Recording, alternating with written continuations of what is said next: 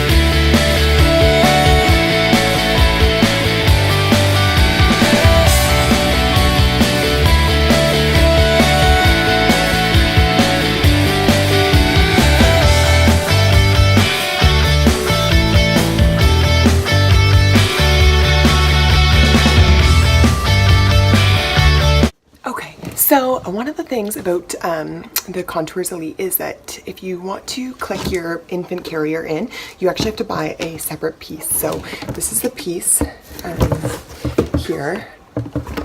I got mine through Bed Bath & Beyond. I had bought my stroller through Best Buy. It was like a Black Friday deal. So it was, I think it was $350, and then with tax and stuff it came to about $400, just under $400. I'm in Canada though, so it might be a little bit different for you guys in the States, but here I got it for just under $400. So I thought that was a pretty good deal. Anyways, so this actually was separate, which kind of sucks, but I know a lot of baby accessories come separate. So it is what it is. So infant car seat adapter, apparently it's universal, so we will see.